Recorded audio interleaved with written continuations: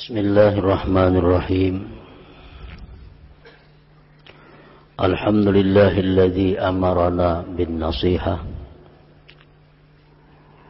wa nahana 'anil hasani wa idmaris sayyi'ah. Asyhadu an la ilaha illallah wahdahu la syarika lah wa asyhadu anna sayyidana Muhammadan 'abduhu wa rasuluhu wa la nabiyya ba'dah. Allahumma salli wa sallim wa barik ala sayyidina wa maulana Muhammadin imamil a'immah wa ala alihi wa ashabihi wa dhurriyyatihi wa atba'ihi ila yaumil qiyamah. Amma ba'd. Yang kita hormati dan kita cintai para habaib dan para alim ulama, para muhibbin, hadirin, hadirat rahimakumullah. Puji syukur selalu kita haturkan kehadirat Allah Subhanahu wa ta'ala yang memberikan kita izin, taufik dan hidayah sehingga kita dapat berkumpul bersama-sama di majelis yang berkah ini. Salawat dan salam tidak lupa kita haturkan kepada junjungan kita Nabi besar Muhammad sallallahu alaihi wasallam dan kepada seluruh keluarga, para sahabat, zuriat dan pengikut beliau sampai hari akhir nanti. Para muhibbin rahimakumullah, al-haditsus sabi'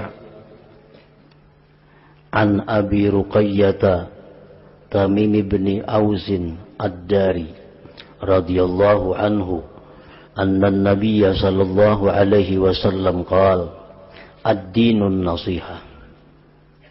Salasan. Qulna liman ya Rasulullah? Qala lillah wa li kitabihi wa li rasulihi wa li a'immatil muslimin wa ammatihim. Rawahu Muslim. Hadis yang ketujuh dari 40 hadis dari Tamim ad-Dari bahwa Nabi SAW bersabda, ad-dinun nasihah, bermula agama itu adalah nasihat. Agama Islam itu intinya adalah nasihat. 3 kali Rasulullah sallallahu alaihi wasallam mengulangi kalimat ad-dinun nasihah. Ad-dinun nasihah. Agama Islam adalah hakikatnya nasihat. Kami bertanya, kami berkata, bagi siapa wahai Rasulullah? Nasihat bagi siapa? Itu agama Islam. Qala, menjawab Rasulullah sallallahu alaihi wasallam, lillah, nasihat bagi Allah, wali kitabihi, nasihat bagi kitab Allah Al-Quran khususnya, wali rasulihi, dan nasihat bagi rasulnya, wali a'immatil muslimin, dan bagi pemimpin kaum muslimin, wa ammatihim, dan umumnya kaum muslimin. Hadis riwayat Muslim. Para muhibbin rahimakumullah, nasihat itu artinya adalah menempatkan kebaikan pada yang dinasihati. Itu pengertian nasihat. Menempatkan kebaikan bagi yang dinasihati.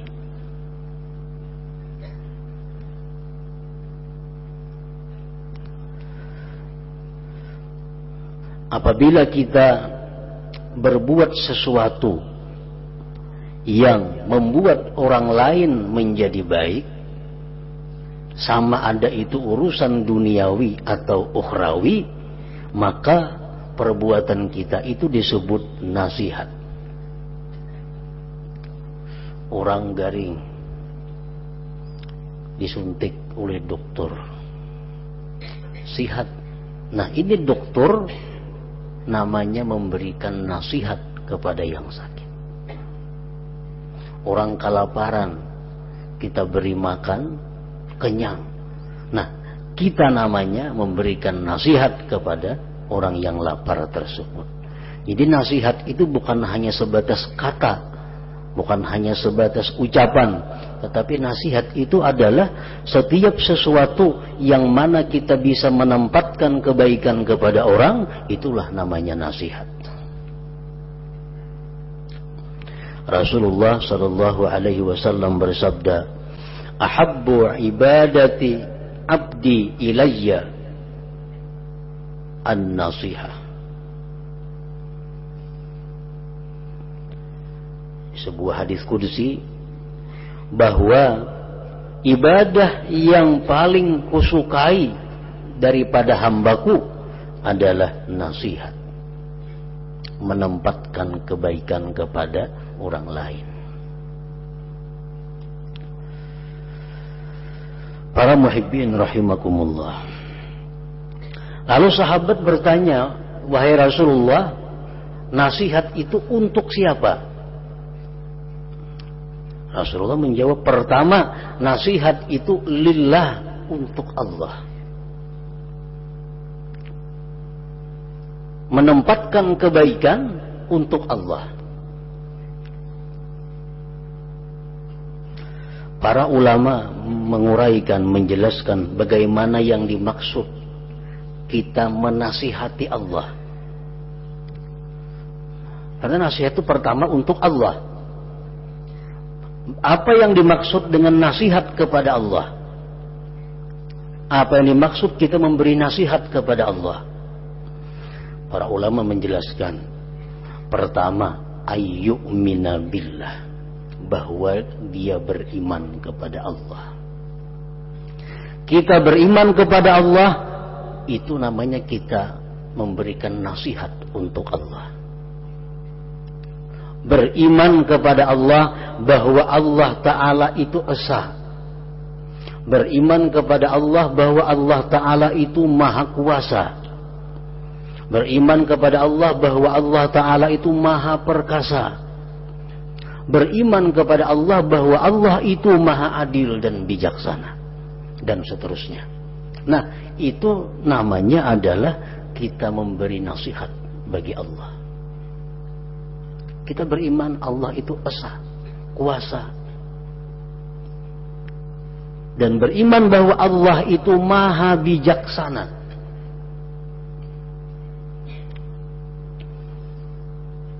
Nah, kalau kita benar-benar beriman bahwa Allah itu maha bijaksana, maka keimanan kita ini akan membuat hidup kita tenang, akan membuat hidup kita ini bahagia.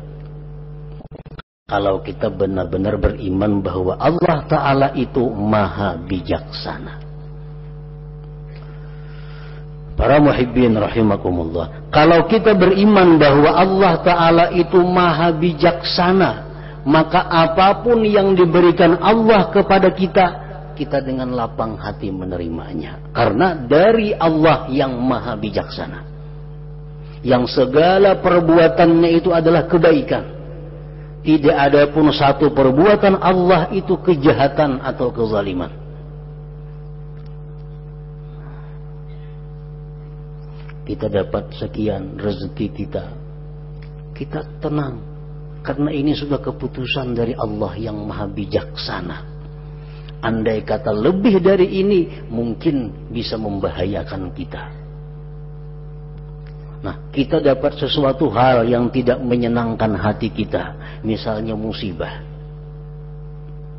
Tapi kita tahu bahwa musibah ini tidak akan terjadi kalau tidak ditakdirkan oleh Allah yang maha bijaksana. Nah, ini musibah. Kalau kita meyakini bahwa dari Allah yang bijaksana, maka musibah itu akan membuat kita tenang, tidak membuat kita keluh kesah dan sebagainya. Nah, kenapa kita dapat musibah itu sakit hati? Kenapa kita dapat musibah itu keluh kesah? Kenapa dapat musibah itu kita stres? Karena kita kurang beriman bahwa Allah itu maha bijaksana. Padahal apa yang diputuskan Allah itulah yang paling baik untuk kita. Apa yang ditakdirkan Allah kepada kita itu yang terbaik untuk kita. Nah, bila kita beriman seperti demikian kepada Allah, berarti kita memberikan nasihat kepada Allah. Mengarahnya. Wa yanfiyasy syarika lahu, menafikan sekutu bagi Allah, wa yusifahu bi sifatil kamal wal jamal, wa yunazzihahu an sifatin naqsi wal aib.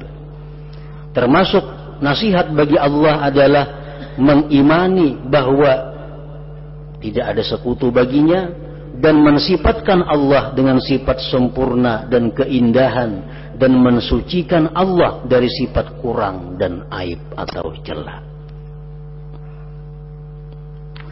Termasuk kita nasihat bagi Allah, wa ayyu'addiya ma faradallahu alaihi wa yajtaniba ma harrama. Kita melaksanakan perintah Allah, itu ngarannya kita memberikan nasihat bagi Allah. Kita menjauhi yang diharamkan Allah, ngarannya nasihat bagi Allah. Kenapa? Karena itu menempatkan kebaikan untuk Allah. Wa alla yarda bi maksiatil asi, dan bahwa dia tidak boleh riba, tidak boleh setuju dengan kemaksiatan seorang hamba. Ini termasuk bagian daripada nasihat terhadap Allah. Tidak boleh kita senang dengan kemaksiatan. Ar-radi anil ma'asi maksiyah, ar-ridha anil ma'asi maksiyah. Senang terhadap satu maksiat, maka itu adalah maksiat. Bujurai kita kada ketujuh permainan, kita kada ketujuh judi, tapi kita ketujuh melihat orang permainan. Sama, jangan umpat sama sekali. Setuju dengan kemaksiatan adalah maksiat. Nah, kalau kita nasihat bagi Allah, kita tidak boleh senang terhadap satu kemaksiatan. Setuju dengan perzinahan, berarti kita melakukan perzinahan.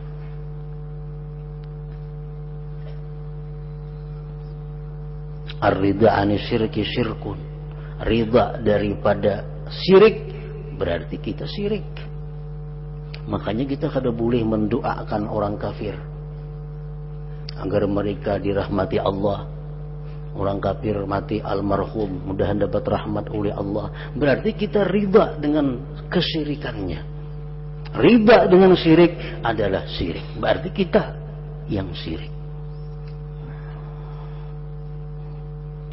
Jadi maksiat itu bukan hanya kita lakukan dengan anggota zahir, tapi banyak sekali maksiat itu yang kita lakukan dengan sebab kita setuju dengan perilaku maksiat. Padahal bila mana kita melihat maksiat itu mestinya ada hal-hal yang kita lakukan. Pertama, rusak, hancurkan itu maksiat. Kalau kada sanggup menghancurkan, katakan bahwa ini tidak boleh, ini haram. Kalau kada sanggup dengan demikian, jangan senang, benci, tidak riba di dalam hati, dan ini paling lemah iman. Nah, para muhibbin rahimakumullah. Jadi riba dengan maksiat ini termasuk yang paling banyak mencelakakan manusia, termasuk yang paling banyak membuat manusia masuk ke dalam api neraka. Diperlihatkan Allah catatan amal. Di situ kita ada melakukan zina, kita ada melakukan judi, kita ada melakukan ini itu. Tapi dalam dunia kita kada pernah melakukan. Dalam dunia kada pernah melakukan. Oh, ternyata kita pernah riba dengan itu. Kita pernah setuju dengan itu. Nah, setuju dengan satu kemaksiatan adalah maksiat ngarannya.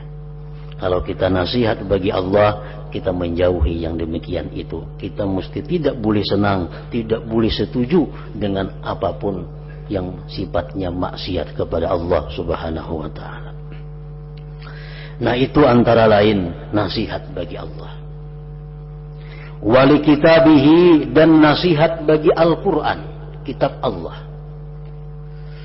Bagaimana kita menasihati Al-Quran?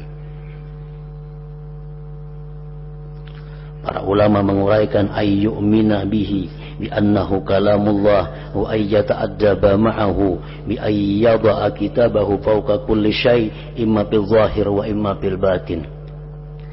Pertama, kita menasihati Al-Quran itu kita beriman dengannya. Beriman apa? Bahwa Al-Quran ini kalamullah yang qadim.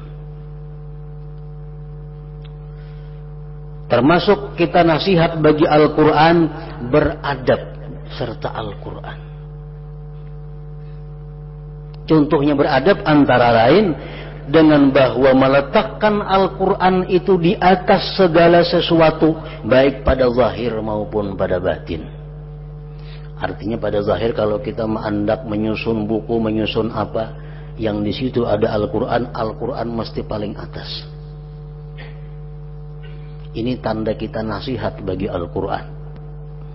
Kalau kita meletakkan Al-Quran di bawah buku-buku lain, itu sudah tidak beradab dengan Al-Quran. Itu pada zahir. Kalau pada batin apa? Menempatkan Al-Quran sebagai hukum Allah di atas segala hukum yang lainnya. Sekampungan orang madahkan itu kada baik, tapi kalau Al-Quran mengatakan itu baik, maka Al-Quran itu yang ku ambil baik. Nah, ini ngarannya meletakkan Al-Quran di atas segala sesuatu pada batinnya. Sekampungan orang madahkan baik, Al-Quran mengatakan itu kada baik. Nah, nang kada baik itu nang kita ambil karena itu dari Al-Quran. Ini tandanya kita nasihat bagi Al-Quran. Para muhibbin rahimakumullah, wali rasulihi, dan nasihat itu adalah juga untuk rasulnya.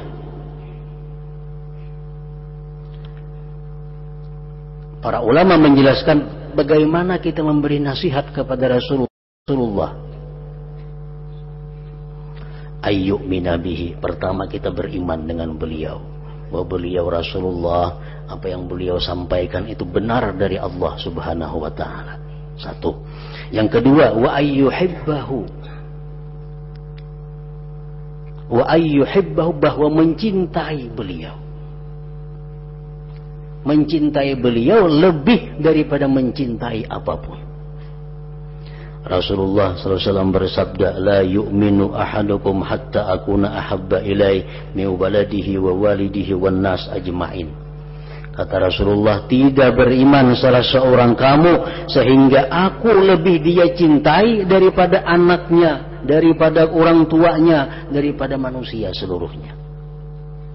Jadi menempatkan cinta Rasulullah di atas mencintai segala-galanya. Itu nasihat bagi Rasulullah sallallahu alaihi wasallam.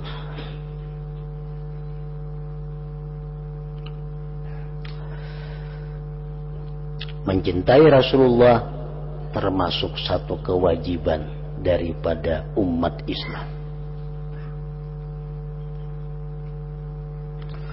Rasulullah sudah menjelaskan tadi bahwa iman kita tidak akan bisa sempurna kalau Rasulullah masih di bawah daripada yang lainnya dalam hal cinta kita. Para ulama menyimpulkan, menjelaskan apa alamatnya orang yang cinta kepada Rasulullah sallallahu alaihi wasallam. Pertama, kata mereka, ta'atuhu, taat kepada beliau. Karena orang yang mencintai itu pasti taat kepada yang dicintai. Kalau bapadah mencintai tapi kada taat, itu berarti hanya cinta di mulut. Nah, ta'atuhu, taat kepada Rasulullah. Ini tanda kita cinta. Yang kedua, wa kathratu dzikrih, banyak menyebutnya. Itu jelas sudah. Orang yang cinta kepada sesuatu pasti seringkali menyebutnya. Artinya apa? Banyak membaca salawat. Bapak ada cinta Rasulullah, berapa salawat sehari? 100 kadikitan. Kadikitan 100. Kada termasuk banyak. Yang termasuk banyak itu para ulama mengatakan paling kada 350. Bahkan ada yang mengatakan 350 siang, 350 malam. Nah, kalau sudah macam itu salawat, boleh dikatakan banyak bersalawat. 100 sehari belum banyak. Ada kawan dikatakan tanda cinta kepada Rasulullah sallallahu alaihi wasallam. Yang ketiga, alamat cinta kepada Rasulullah itu adalah asyauq ila liqa'i, rindu kepada bertemu beliau. Nah, rindu bertemu. Seringkali berdoa kepada Allah agar dimimpikan bisa bertemu beliau. Mohon kepada Allah, seringkali minta agar bisa melihat Rasulullah sallallahu alaihi wasallam. Karena orang yang cinta itu pasti rindu ingin melihat orang yang dicintainya. Itu sudah alami. Yang ketiga, mahabbatu alihi wa ashabih, mencintai keluarga dan para sahabat-sahabatnya. Kalau kita cinta dengan seseorang, kita pasti cinta dengan keluarganya, cinta dengan kawan-kawannya. Kada bisa kita mencintai seseorang tapi kita kada cinta kepada keluarganya, itu kada bisa.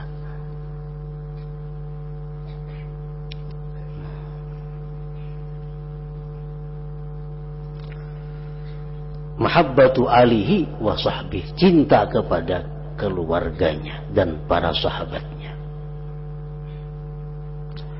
Keluarga Nabi itu adalah orang-orang yang diharamkan menerima zakat, kata sebagian ulama. Keluarga Nabi itu adalah orang-orang yang keturunan daripada Bani Hashim, Bani Muttalib, dan mereka ada sampai hari kiamat. Dari Bani Hashim, dari Bani Muttalib itu dianggap keluarga Rasulullah sallallahu alaihi wasallam.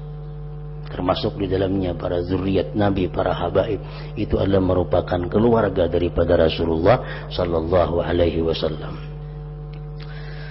Rasulullah sallallahu alaihi wasallam bersabda, arba'atun ana lahum syafi'un yaumal qiyamah. 4 macam, ujar Nabi. 4 kelompok, 4 orang yang nanti pasti aku berikan syafaat di akhirat pada hari kiamat. 1, al-mukrimu li dzurriyyati, orang yang memuliakan zuriatku. Pasti di akhirat akan dibalas Rasulullah SAW dengan syafaat beliau, memuliakan zuriatku. Yang kedua, wal qadi lahum hawaijahum, orang-orang yang menunaikan hajat mereka, orang yang mengabulkan permintaan mereka selama itu tidak bertentangan dengan hukum Allah. Kita kabulkan sekemampuan kita, seikhlas kita hajat mereka. Rasulullah akan membalas dengan syafaat di hari kiamat. Yang keempat, wasa'ilahum fi umurihim indama tarru ilaih, orang yang mengusahakan keberhasilan mereka. Orang yang mengusahakan agar mereka itu berhasil, baik urusan duniawi atau urusan ukhrawi. Mereka hendak berdagang, kita usahakan tempatnya agar bisa berdagang. Nah, mereka hendak kawin, cari usahanya kayak apa supaya mereka bisa kawin. Mengusahakan apa yang mereka perlukan. Bila kita demikian, kita akan dibalas Rasulullah dengan syafaat pada hari kiamat. Wasa'ilahum fi umurihim indama tarru ilaih. Yang keempat, wal muhibbu lahum biqalbihi wa lisanih, orang yang cinta mereka dengan lisan dan hatinya. Dengan lisan dan hatinya. 4 orang ini, ujar Nabi, ana lahum syafi'un yaumal qiyamah, aku memberi syafaat kepada mereka pada hari kiamat. Nah, kemudian wali a'immatil muslimin, dan nasihat kepada para pemimpin kaum muslimin. Pemimpin ini pengertiannya 2. Pemimpin duniawi disebut dengan umara, pemimpin ukhrawi disebut dengan ulama. Mereka itu diberi nasihat. Bagaimana cara memberi nasihat kepada mereka? Ayyu'inahum alal haq, bahwa menolong mereka atas kebenaran. Apapun program-program pemerintah yang sifatnya adalah kebenaran, didukung.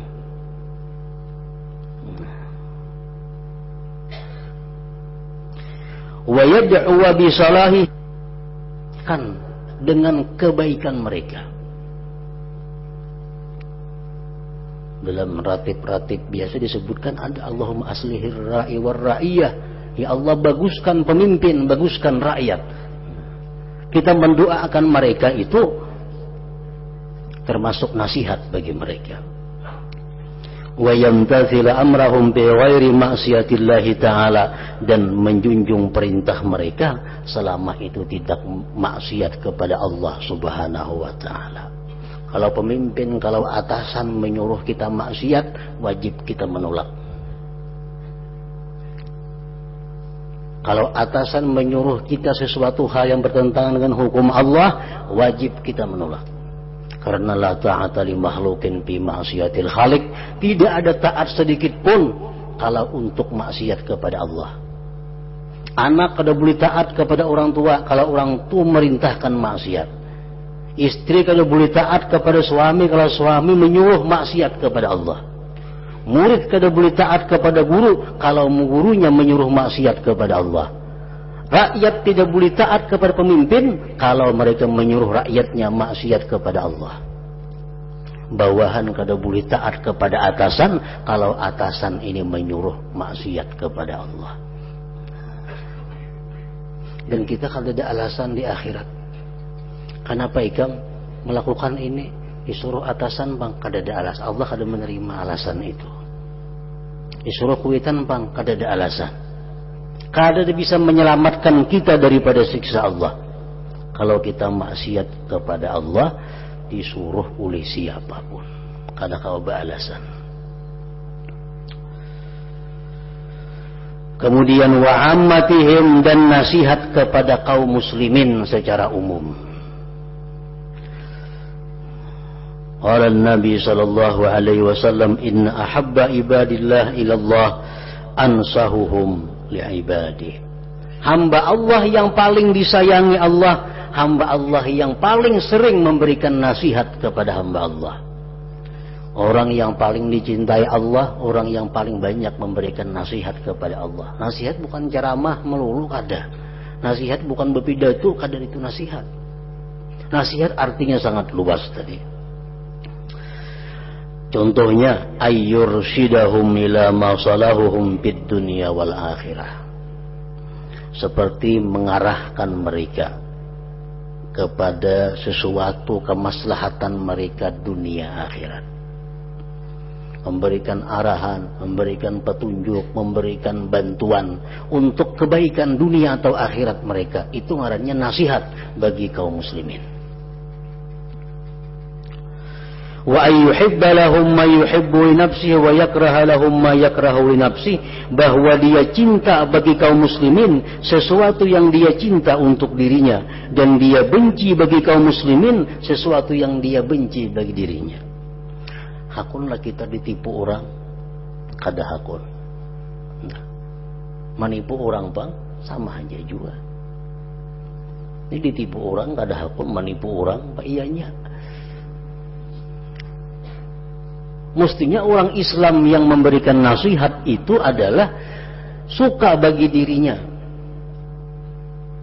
Demikian pula dia suka kepada kaum muslimin yang lain. inya ingin sihat, inya ingin sukses. Nah, orang lain pun dia inginkan demikian. Nah, ini bisa kita lakukan dengan doa. Misalnya kita berdoa, ya Allah, ampunilah dosa hamba. Ya Allah, luaskanlah rezeki hamba. Ya Allah, peliharalah hamba daripada segala macam bala bencana. Ya Allah, jadikanlah keturunan hamba orang-orang yang saleh. Ya Allah, matikanlah hamba dalam husnul khatimah. Nah, ini artinya berdoa untuk seorang. Nah, di ujung doa kita tambah, ya Allah, seperti hal demikian hamba minta kepada engkau untuk kaum muslimin dan muslimat. Nah, ini saling kenalan pahalanya. Kita dapat pahala sebilangan orang muslim dan muslimat yang ada di seluruh dunia. Kalau dalam bahasa Arabnya, Allahumma al-mithla dzalik bil muslimin wal muslimat. Ya Allah, perbuat jualah seperti demikian. Ampuni dosa, murahkan rezeki, selamatkan daripada bencana terhadap seluruh kaum muslimin dan muslimat. Maka ada apa ada doanya. Kita berdoa saling panjangan, teman, di hujungnya tambahi Allahumma fa'al mithla dzalik bil muslimin wal muslimat.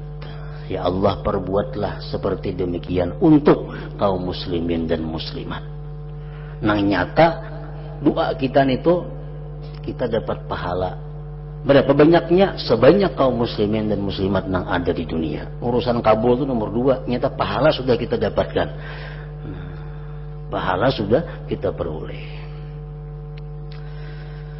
Nah, para muhibbin rahimallah, demikian penjelasan para ulama tentang pengertian nasihat bagi Allah, bagi kitabnya, bagi rasulnya, bagi pemimpin kaum muslimin dan umumnya kaum muslimin. Hadis ini riwayat Imam Muslim. Nah, kemudian hadis yang ke-8. Ila hadratin Nabi sallallahu alaihi wasallam al-Fatihah.